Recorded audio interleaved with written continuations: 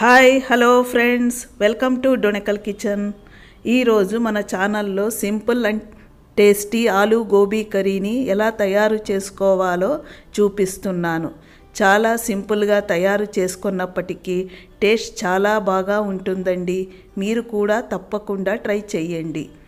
ముందుగా కడాయిలో 3 టేబుల్ స్పూన్ల ఆయిల్ వేసి ఆయిల్ వేడైన తరువాత 1 టీ స్పూన్ దాకా జీలకర్ర వేయాలి. మరి సన్నగా కట్ చేసిన వెల్లుల్లిని 3 టేబుల్ స్పూన్ల దాకా వేసుకోవాలి. మరి 2 టేబుల్ స్పూన్ల దాకా అల్లం తురుము, 2 టేబుల్ స్పూన్ల దాకా పచ్చిమిర్చి తురుము వేసి 2 నిమిషాలు వేయించాలి. మరి ఆయిల్లోనే 1 టీ స్పూన్ దాకా ధనియాల పొడి, 1 టీ స్పూన్ దాకా జీలకర్ర పొడి, 1/2 టీ స్పూన్ పసుపు, 1 టీ స్పూన్ చిల్లీ పౌడరు, రుచికి సరిపడా ఉప్పు వేసి బాగా మిక్స్ అయ్యేటట్టు కలపాలి. ఇలా ఆయిల్లో మసాలా వేయడం వల్ల కర్రీ అనేది టేస్ట్ చాలా బాగా ఉంటుందండి. మరి 1/2 కప్పు దాకా నీళ్లు వేసి బాగా మరిగించాలి. ఫస్ట్ టైం కనుక నా ఛానల్ని చూస్తున్నట్టయితే సబ్స్క్రైబ్ చేసుకోండి. పక్కనున్న బెల్ ఐకాన్ని క్లిక్ చేయండి. మరి నేను ఇక్కడ 2 మీడియం సైజు ఆలూని కట్ చేసి వేస్తున్నాను. ఈ కర్రీ చపాతీ, రోటీలోనే కాకుండా రైస్లో కూడా చాలా బాగా ఉంటుంది. పిల్లలకు కూడా బాగా నచ్చుతుంది.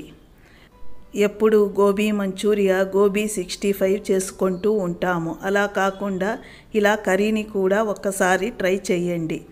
మరి నేను ఇక్కడ 1 బౌల్ దాకా గోబీని సన్నగా కట్ చేసి ముందుగానే వేడి నీటిలో వేసి తీశాను. దానిని కూడా వేస్తున్నాను. ఇలా ఒక్కసారి బాగా కలిపి మూత పెట్టి 10 నిమిషాల వరకు ఉడికించుకోవాలి.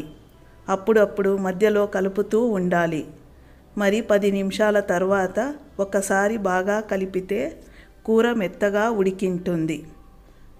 దీనికి 1 టీ స్పూన్ దాకా గరం మసాలాని కూడా వేసి బాగా కలుపుకోవాలి.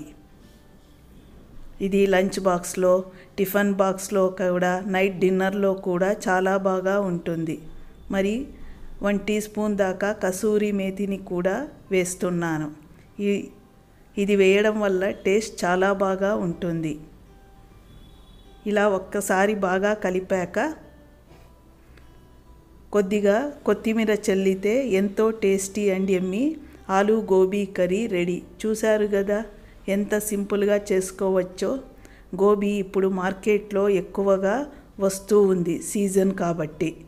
మీరు కూడా తప్పకుండా ట్రై చేయండి. మరిన్ని వీడియో కోసం డొనెకల్ కిచెన్ సబ్స్క్రైబ్ చేసుకోండి. Thank you for watching డొనెకల్ kitchen.